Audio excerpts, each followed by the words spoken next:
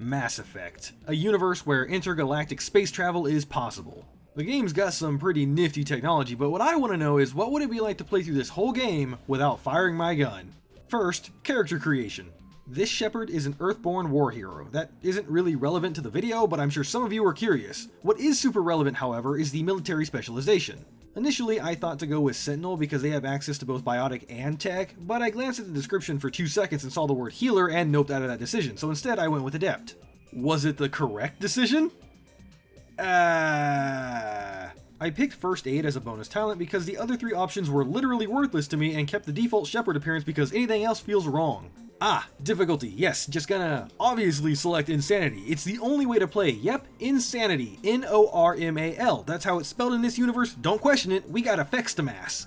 I spend a little time getting to know my crew, and by that I mean I mash through the dialogue clicking either the upper left or upper right options. Several of them seem suspicious that there's a Spectre on board. Spectre means super elite, cool James Bond blow shit up man, and they express concern that the mission isn't as simple as Captain Anderson led on. So the mission isn't as simple as Captain Anderson led on, which is actually doubly true. So at first we were supposed to pick up a special ancient relic, a beacon developed by a long-dead super advanced civilization, the Protheans, but just as we were approaching, we received a distress call coming from our destination, Eden Prime. As such, it's up to me, my team, and our resident awesome agent Nihilus to figure it out. Man, that guy's so cool. I can't wait to see how he plays a critical role in this story. And he wasn't even wearing a red shirt. Alright, time for some combat. Let's see how grenades work. I might have made a mistake. For abilities, I have Warp and Throw. Warp is basically a dot, and Throw is like Force Push, which also deals damage, but if it's a flying enemy, they aren't actually thrown. Apparently. And now we see the first of many issues in this run. Cooldowns. All abilities have a cooldown, and this early, not only do I not have many abilities, I also don't have anything that reduces said cooldown, so I kinda just stare at my enemies until I can do something. So I'm thinking pineapple as the safe word. I tried a grenade again, and they are actually pretty decent at clearing trash mobs. The problem is that there are no guaranteed ways to get more of them. Well, just buy them from a merchant when you're at the Citadel or something, Doom. Haha, yeah, I wish. You can't buy grenades. Why? I have no idea. Advanced intergalactic space travel? No problem. Shaking up can of soda with metal bits taped to it? Too hard for Unga Bunga Monkey Brain. Now we are introduced to Ashley Williams. She's not important. Well, okay, that's not completely true. She does have one purpose right now, and that's to attack enemies while I'm not able to do anything. The only issue there is the AI has the equivalent brain power of a CPU that's been snapped in half and stapled to a rotten potato. My first level up. Well, obviously the first thing I do is put points into Charm, because my Shepard is a dashing young man. Then, since I can't unlock any new offensive abilities yet, I pump my class skills for faster recharge times, then the final 2 points get put into Warp and Barrier so I have at least one defensive option, should things go sideways. Speaking of, Husks.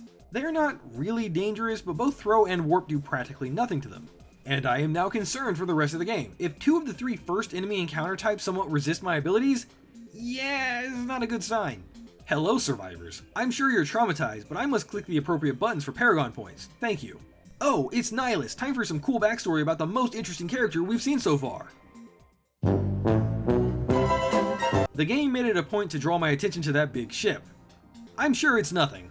It was at this point I realized I had one more attack up my sleeve. Melee. Now, how useful this will be is entirely dependent on what I'm fighting. Basically, if the enemy can be knocked over, it's god tier strong. If they can't, I might as well just turn around and grab my ankles. Fortunately, Husks have like Dark Souls 3 poise, so they are the former. Talking, and my first Paragon dialogue choice.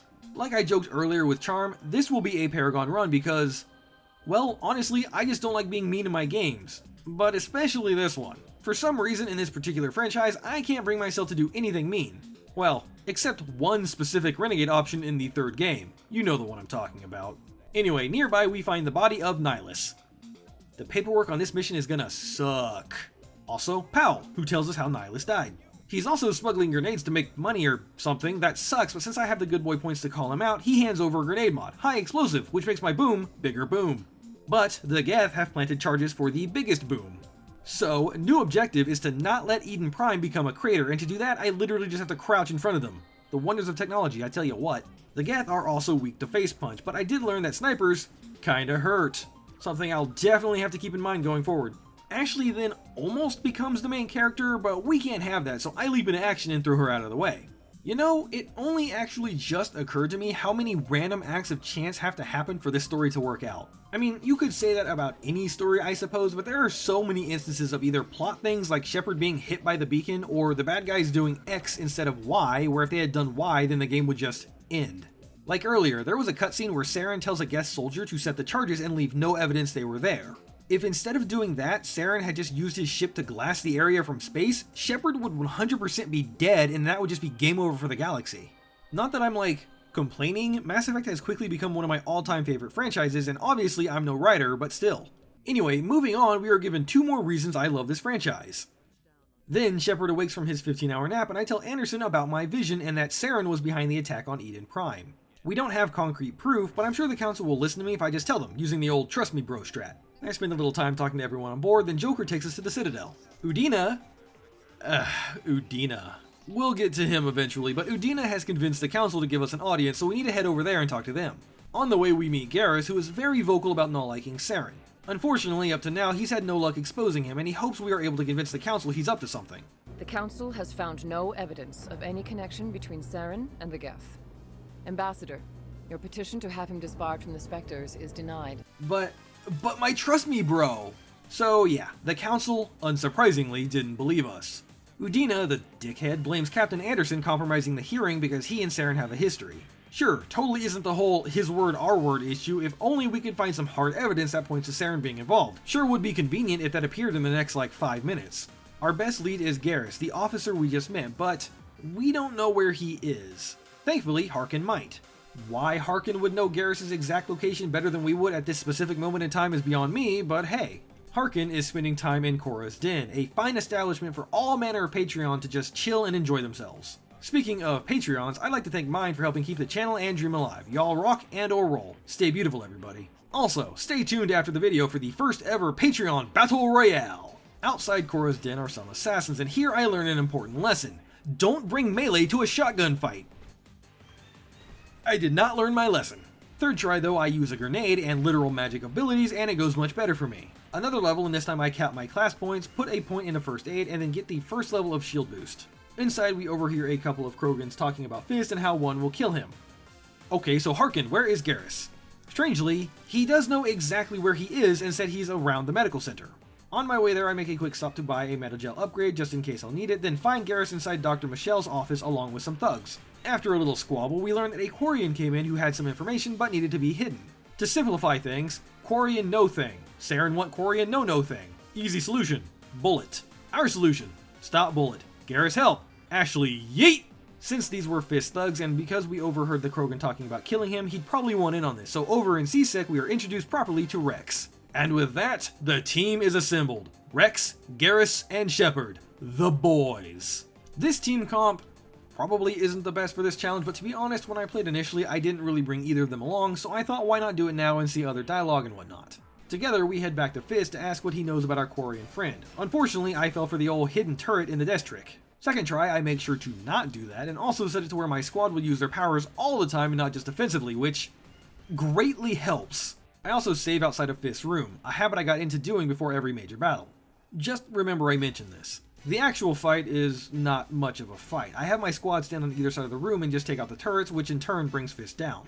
Wait, I don't know where the Thorian is, but I know where you can find her. Isn't that the same thing? Well, either way, he tells us she's meeting with who she thinks are the Shadow Broker's agents right now, and Rex immediately decides he's got all the information he needs.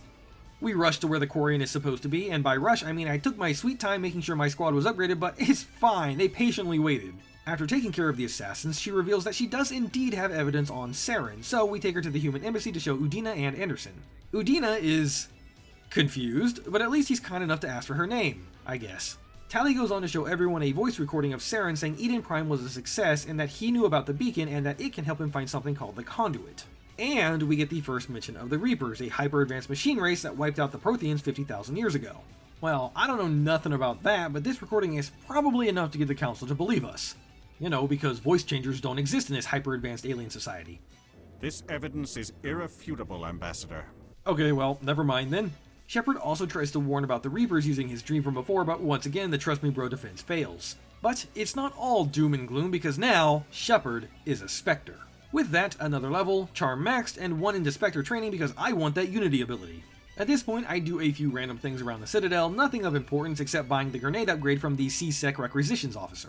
I then meet Udina and Anderson outside of the Normandy, and it's revealed that Anderson will step down, leaving me in control of the ship, and I have 3 leads on finding Saren. The first 2 are the fact that there is a Geth presence on Feros and Noveria. The third is finding Dr. Liara Tassoni, who is Matriarch Benezia's daughter. Sorry, I didn't properly introduce her. Matriarch Benezia is the woman that was shown with Saren. Yeah, this one. So, knowing absolutely nothing about Liara except what her mom looks like, I pick her first. Jokes aside, going to her lets me talk about another thing with this run, the Mako sections. So, the Mako is an awesome little 6-wheel tank that has 2 weapons, a fully automatic turret, and a rocket launcher. I was on the fence about how to handle these sections. For the most part, you can just drive through the area, no problem. Hell, you can even ram enemies, but then I got to thinking. I'm letting myself use grenades, which are just slower rockets. So, the rocket launcher is fair game. Now, the real reason for these mental gymnastics is simply the vast majority of the enemies during these sections are worth a crap ton of experience and it only takes like 1 or 2 rockets to handle them. Anyway, I make my way through the area, clearing out things as I go, getting levels and dumping points into Spectre training, then a little later more levels into Warp. I was a little worried about this final outdoor area. There are several guest stalkers, a sniper, and an armature, as well as a few random foot soldiers, and the first time I played through this game, I struggled here pretty hard.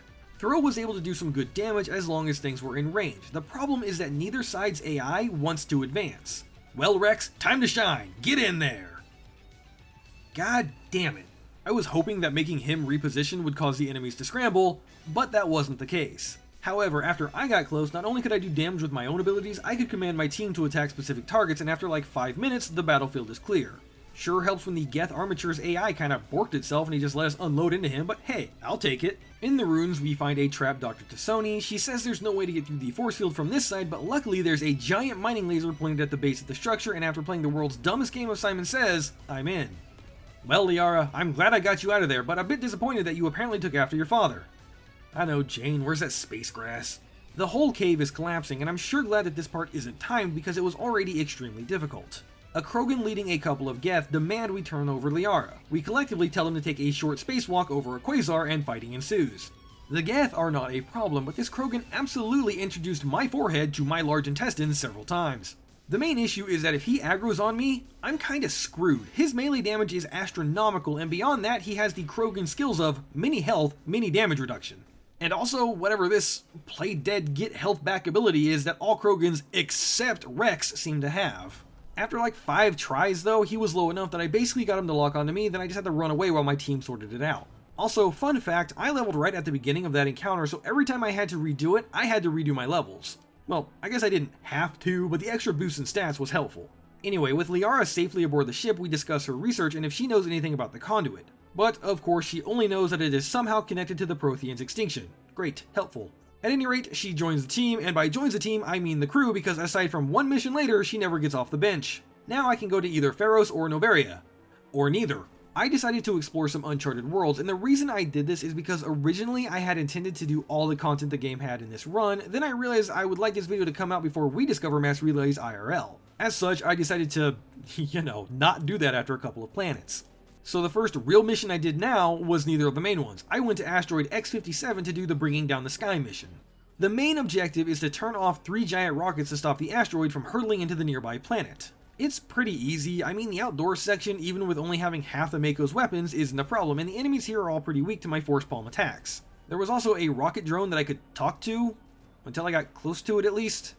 Yeah, whatever. Anyway, the real massive roadblock is my own stupidity. See, I paused my recording to eat as the file sizes on these things are getting a bit out of hand and forgot to unpause after I came back. As such, I didn't record the whole interaction with Charn. So, allow me to recreate it. Hey, boss told me to stop you. Be a lot cooler if you didn't. Yeah, but orders. But like, why though? Good point. But if I ignore him, he'll invert the normals on my skin. Ah yeah, sounds unfun. But what if I do that to him first though? Yeah, okay, here's the door pass. In the main facility, I fight through a couple dozen Batarian troops and drones and meet with the Psycho of the Hour, Bollock. Hey, your name is suspiciously close to the word Bollock. I'm assuming your parents didn't love you and that's why you're angry. Am I close or...? So Ballsack here has put explosive charges around the base and given me a choice. Either I let him go free or he pink miss the hostages. I was hopeful that I would be able to say something to get him to turn himself in and save the hostages, but I was unable to, and in the end I chose to save the people. Then Simon shows up and we have some dialogue that I accidentally pressed space on at the wrong frame, accepting human light armor instead of, apparently, an Omni tool. Thanks for the freeze frame, Jane. While I was on my way to Noveria, I got a transmission about a rogue VI on Luna, and this is another mission I really wanted to do, so I'm sure the Geth on Noveria can wait. But here is where disaster struck. I failed the challenge by shooting. Now, wait, I'm sure you're already typing your angry comments, but hold them for a second and please let me explain. The mission objective is to destroy 24 conduits to disable the rogue VI. However, when I approached the first core and meleeed it, nothing happened. I tried my powers, have lift and singularity now by the way, but still nothing. Grenade? Nope. I thought maybe I had to shoot them. Still no though, but this isn't what I meant when I said I failed. See, I went online thinking I missed like a terminal or something and... Jesus, Fextra is here too? Anyway, it says to shoot them, which means that they do explode from being damaged, I just needed to do more damage. Probably. So, here is me meleeing one to death. Takes like 30 seconds of mindlessly hitting the F key, but it does the job. Similarly, here is me meleeing one of the barriers down, though to be fair, I think I could have just walked around that. Now, why say I failed if I obviously can do it melee only? Well, because on the third and final bunker, I died, and guess who forgot to save? Yep, I could have remeleed them all down, but... So yeah, if you want to say run invalid, understandable, though in my head these are basically wall decorations, so... I mean, I proved it's possible melee only, all I did was speed up the process. Also, if you're wondering, the toxic gas isn't a danger because it takes so long to melee the conduits that the effects wear off. Anyway, after destroying the final conduit, a message in binary shows up, but I'm not a machine, so I don't know what it says. Probably something like, don't forget to like and subscribe, I'm trying to get to 100 billion subs and I'm sure I can do it with your help. Additionally, and arguably more importantly, we unlock the ability to pick a specialization. I went with Nemesis for the improvements to warp and lift. Well, now that that's out of the way, next stop, the frigid outskirts, I mean Noveria. Quickly, we find out that Matriarch Benezia has passed through here, so our objective is clear. Head to Peak 15 Research Lab and confront her. Garrus makes a comment that it would be wise to bring Liara along because, you know, nothing like a good old mother-daughter fight to get the Space Jerry Springer ratings up. I actually did this on my original playthrough, but that's because I was romancing Liara, so she was with me anyway. Regardless, I go ahead and tell Rex to set this one out. Before anything though, I buy a grenade upgrade from Opaloid and ignore his request to have me commit crime. Anyway, back to trying to get into Peak 15. Eneleus told me that not only is it a private facility, but there is a blizzard in the area, so shuttles are grounded and surface access is off the table. And he doesn't really say much else, but that's fine. Talking to him is about as pleasant as making love to a Thresher Maw. Now, I can turn in Opaloid for requesting me to smuggle some goods in, which will have Eneleus give me a garage pass I need to get to Peak 15, but honestly, fuck this guy, I have a better idea. Pastrami over here suggests I talk to Laura Keene, so I do just that. As it turns out, Eneleus has gotten suspiciously more wealthy since he's taken control of the rents, and it's up to me and my expert sleuthing skills to figure it out. Now team, listen, this is a covert operation. We slip in, grab the files, and get out unnoticed, okay? All according to Keikaku. Fettuccine then reveals she's actually an undercover cop trying to bust Eneleus. Well, ain't that just convenient? We convince Laura Keene to testify against him, then get to watch as Eneleus is dragged away. I love a happy ending. With access to the garage, I am able to fight my way to Peak 15. At first, it's just Geth and a couple Krogan, but then, surprise, aliens! Garrus questions what they are. If only he had the ability, player, to read the nameplate, but more on these in a minute. The facility is in bad shape, so I need to repair it, which is way easier than you would think it is. First, I just have to prove that my IQ is higher than a single digit, then push a couple buttons on some consoles, and with that, I'm able to take the train to Rift Station. Now, there is a lot going on here, a lot more than I realize, and I'll be honest, I kinda screwed it all up. See, there's a side quest here to cure some sick scientists, and I did start it. In fact, I even got to the part where I made the cure. All I had to do was bring it back to the patients and administer it. But I kinda bumbled my way into the Benezia encounter, which ultimately cuts the quest off. Oops, I'm sure those patients will be fine. To shreds, you say? Welp, anyway, on to the Benezia boss fight. Well, I say boss fight, but she just sits in a bubble sending waves of progressively more dangerous foes at me. Wave 1 and 2 are pretty easy, but Wave 3 did get a bit spicy due to my own stupidity of not having the foresight to know which doors they came out of and getting pincered. Luckily, barrier and grenades are my friend. Benezia is now all tuckered out from mind summoning ads, I guess, and we can speak to her. She's able to break free from Saren's control, briefly. She tells us that Saren's ship, Sovereign, is the key to his mind power, and that the longer you're aboard, the more you fall under his control, and that the reason she is here is that Saren is looking for the Mu Relay, a mass relay that has been lost for a long time. And wouldn't you know it, the Rachni, those alien bugs we've been fighting, happen to have found it, and doubly wouldn't you know it, the Queen, who is just behind Benezia, knows exactly where it is. Benezia, politely took the information from the Queen's mind and is kind enough to give it to us on what I assume is a space CD. Unfortunately, she then falls back under Saren's control and the actual fight begins. Did I say begins? I mean I just lifted her into the air and my teammates turned her into Swiss cheese. My condolences, Liara. Well, technically that didn't kill her. She gets up and says some more stuff, then dies. Right, so the Rachni Queen, she gives us a bit of a lore dump about her people and singing colors and whatnot. Then I have a choice, kill her or not that. I chose life. She does tell me that her children that are already here are beyond saving and wishes me to, Dale Gribble them if you catch my drift. So down in the bowels of the facility, I find Yaroslav, who tells me more about the Rachni and how Binary Helix Corporation plan to make an army of them because, can't have sci-fi game without a company that looks at Weyland-Yutani like they are the paragon of intelligence. Anyway, there are a great many of these uncontrollable Rachni, and the solution is to kill them all with fire. To do so, I need a code, and the one who holds said code is conveniently Yaroslav. Okay, it's not so convenient anymore, I guess. What's weird to me is that when asked how to set up the bomb, he says insert the key, then he will give Mira the destruction code, which to me sounds like he's the only one that knows the code, and considering it would destroy all their work, I'm assuming it's not written on a post-it attached to his monitor or anything. Despite this, Shepard now magically knows the code. Maybe it was scratched into the disk, or if I read the journal it would explain it, but I ain't got time for that. After activating the purge, it's time to fight my way out. I was expecting this to be tough, but the minimap lies, there are not that many enemies around. And with that, my work here is done. Yep, kill our best lead for Saren, release an ancient alien that once threatened to overrun the galaxy, and left a smoldering crater where a research facility was. All in a day's work. I received word from the Council that Saren has been spotted on Virmire, so obviously I go to Feros. Upon arrival, I'm told the Geth are making another push. Yep, intel is accurate. This machine has no idea what's about to happen to it. I find a Geth transmitter, which I assume is telling the mothership all the secrets, and proceed to pistol whip it to malfunction. At least this one has a health bar, so I know I'm doing something. Fidan tells us he doesn't know what the Geth are after, but their base is at the Exogeny headquarters, which means that's where I'm going. Along the way, I encounter another group of survivors, some happy to see us, others not so much. Juliana asked me to find her daughter, and I mean, since I'm in the neighborhood, why not? That's a trap, but I have a plan. Oh crap, my plan didn't work. Very quickly, I find Lisbeth, the missing daughter from 3 sentences ago, and she tells me that the Geth are probably here for the Thorian, an indigenous life form that Exogeny was studying. She doesn't really say much else aside from that it's a plant. She's much more concerned with getting out of this place alive. Fair. Nearly immediately after, I run into the Complex's VI, who tells me more. The Thorian is an alien creature with the ability to control individuals. It also tells me that Lisbeth lied about knowing its true nature. I'm sure I'll have hard words for her like, "You big, stupid human," or something. After some more fighting, I push a couple buttons so I can close shut the iron jaws of the shuttle bay, thus knocking the Geth ship loose. Joker then reports in that there are colonists clawing at the Normandy. That could be a problem.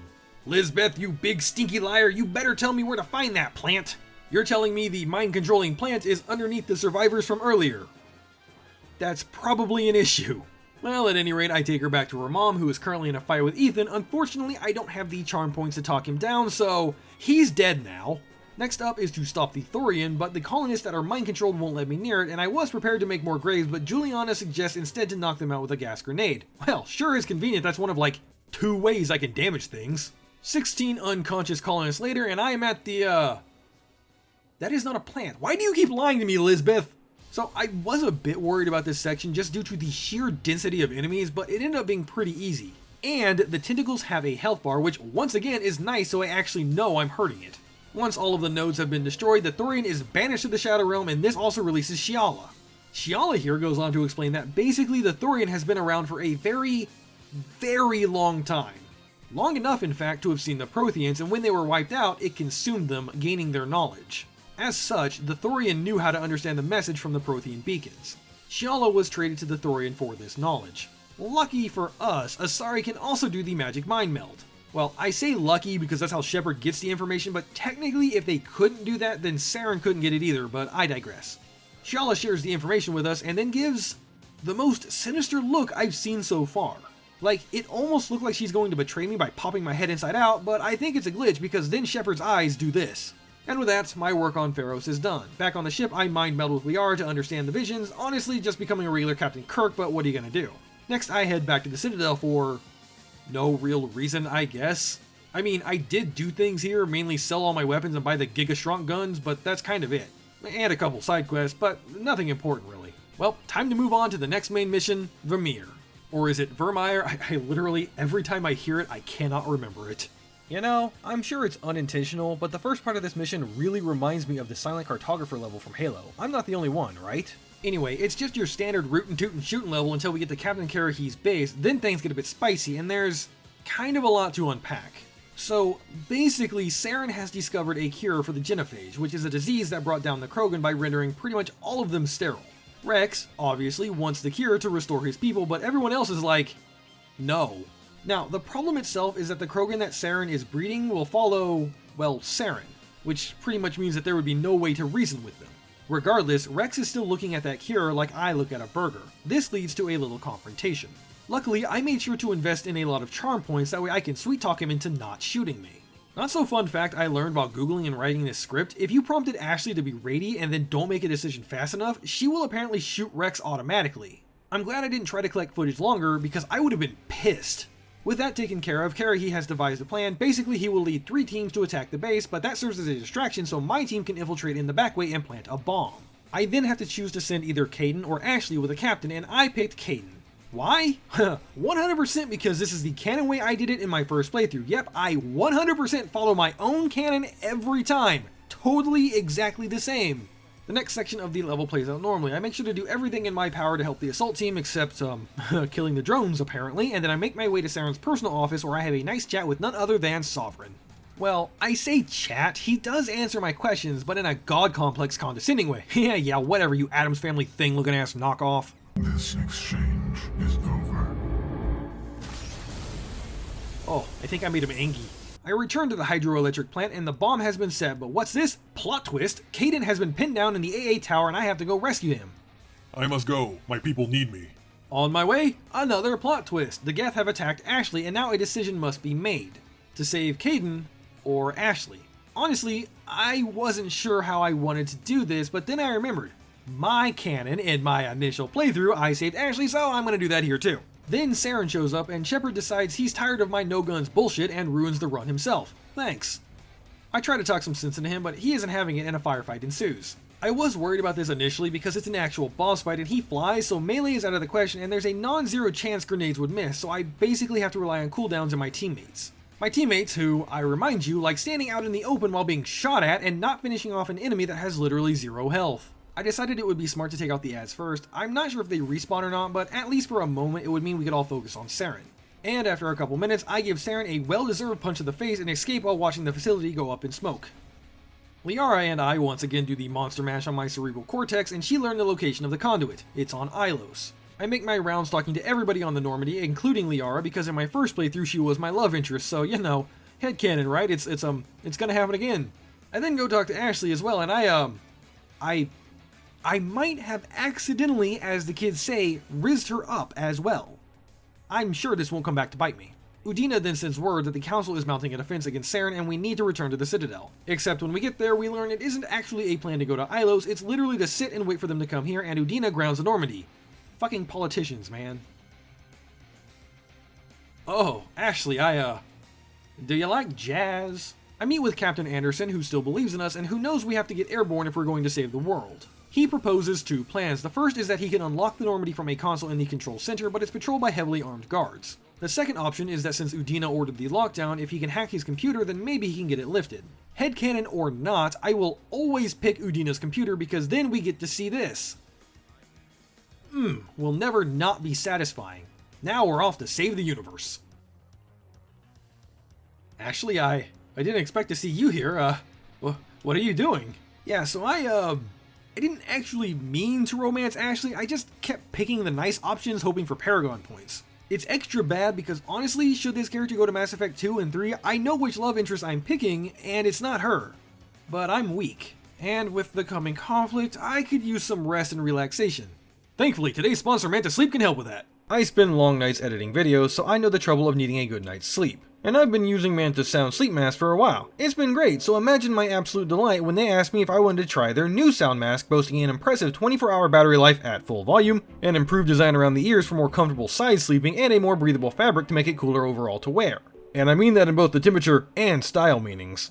The Bluetooth speakers are super thin, so if you're a person that sleeps on their side, like me, you don't even notice them. And just like with all their models, they are designed to not put pressure on your eyes while still maintaining a complete blackout of all light so you can get the rest that you deserve. Manta really does make some high quality masks, and I cannot recommend them enough. So, if you really want a good night's sleep, make sure to click my link in the description below. Thanks again to Manta for sponsoring this video. Now back to our regularly scheduled programming. One of my favorite things about this whole franchise is the interactions between characters. Here, the crew is looking for a place to safely land to follow Saren, but the only truly safe landing strip is too far away to catch up to him. Obviously, if we can't make it in time, then it's all for naught, but anywhere closer, there's just not enough space to pull it off. But Joker so calmly says he can do it. He can land us right next to Saren. And Shepard, with unwavering confidence, just believes him. Maybe I'm reading too much into it, but I really like this. Anyway, we land and fight our way through hordes of Geth, and it was finally time for the room I had dreaded for the whole game. On my initial playthrough, this room killed me around a dozen times, which is like 11 more than anywhere else in the whole game combined. The reason was completely on myself. I played Vanguard but didn't actually know what I was doing in terms of combat or equipment, so I just played with a pistol the whole game. As such, the enemies in here would slowly overwhelm me and it was just a mess. This time, however, I was much smarter, much more prepared, and without issue, I make it through. Oh, Rex, I didn't know you felt this way. Further in, we meet Vigil, who spends like 30 minutes telling me about the history of the facility, the Protheans, Reapers. Sure, awesome, I love it. Glad Saren is just chilling, waiting for us to catch up and whatnot. There's a lot going on here, but basically the Citadel is actually a massive mass relay and can be used to link to dark space where the Reapers are hiding out. If it's activated, the Reapers pour through and the cycle of extinction starts again. However, the conduit, which is here on Ilos, is basically a miniature mass relay that connects directly to the Citadel. Saren wants to use it to get into the Citadel unnoticed to turn control over to Sovereign, effectively letting the Reapers in. We want to use it to quickly get to the Citadel to not let that happen. There's more to it, but that's the quick and dirty, so we do the only logical thing, which is to drive the Mako directly into the conduit, Halo 3 style, and hope for the best. Hey, we made it! Imagine if that just like shot us into the sun on some malfunction. The first part of this mission has us spacewalking up the Citadel while Sovereign does ominous things in the background. Honestly, it's just a bunch of Geth, no problem. Okay, maybe small problem. Once inside, it's time for the final confrontation with Saren. Is what I would say, but he decided to help me out by taking care of his health bar by himself. I upload Vigil's code to temporarily take control of the Citadel, then have Joker come in to save the Destiny Ascension. But what's this? Magic space technology happens and Saren actually isn't dead, and it's time for the final battle. I didn't know how this would go, but I am pleasantly surprised at the fact that he can be affected by Lift. The fight was still kind of a cluster with ads everywhere and Saren jumping around like a frog that just had a few crack-riddled flies. But once the majority of the Geth are handled, it gets much easier to focus. In fact, I decided to end the fight with melee. Oh god, it was a mistake! Help, help, help, help, help! All according to Keikaku. Joker and the Alliance blow Sovereign to pieces, one of which crashes into the Citadel Tower, you know, the place we are. But if you think some 3-ton finger of a robot is enough to kill us, you haven't been paying attention to the other like 400 luck-based events that happen to keep us alive. In the aftermath, the council says humanity has earned a seat, and I nominate Anderson because, honestly, fuck Udina. And now, the moment you've all been waiting for, the Patreon Battle Royale, where combatants battle for the chance to be named Grand Champion of the video. Who will be our glorious survivor this week? Let's find out! Hey everyone, welcome to this little outro thing that I decided to make that I totally didn't steal from Cold Bullet. I don't believe anybody if they tell you that. But I just thought it'd be a fun little thing to make, that way I can, you know, kind of give to the Patreons what they want. If you're curious to know how this was made, I mean, it's obviously not AAA quality, it's quadruple A quality, obviously. If you want to know how it's made, card on the screen or whatever. But thank you everybody for tuning in to this week's video. Yeah, Mass Effect is a fantastic game, and I'm so glad I got to make a little video over it. But yeah, that's pretty much all I have to say. There wasn't anything particularly difficult about this challenge, so it's not like I can say anything like that. Oh, we're down to the last two people. Who's gonna win?